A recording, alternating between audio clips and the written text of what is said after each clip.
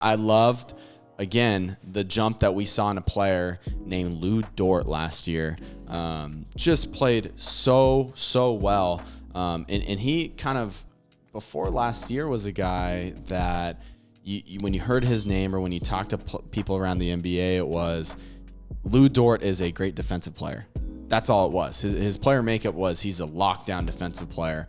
And he kind of played with a chip on his shoulder last year and just was casting up shots. Andy, if you could pull up for me how many field goal attempts he had 2 years ago versus last year per game, just because he took a massive step in his offensive game by averaging, I think, 17 points per game last year. And so he's a guy that I'm very, very happy to see them re-sign. They gave him a hefty deal, 5 years for $87.5 million. So they believe in him. And do you have that for me? What was the field goal percentage? Field goal attempts per game from last year to 2 years ago. Yeah, last year was 12.3, and then field goal attempts per game. Wow, yeah, 6.1. So yeah, he's more than doubling his shots. Yeah. So he, coming into this year, played with a chip on his shoulder. He wanted to show that he's not only just a lockdown defender, but a guy that's going to get, buckets. And he did. He shot 42.9% from deep on corner attempts.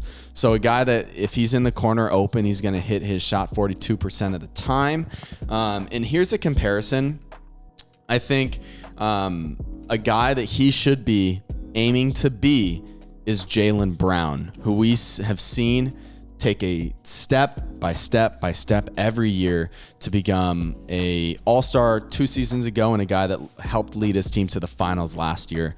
At the same age, so let's talk about Lugentz Dort last season averaged 7.7 3-point attempts on 3 last year. And my biggest area of improvement for him is to see that number maybe drop down a little bit, and I want to see the quality of shots go up. He shot 33% from deep last year, which is league average.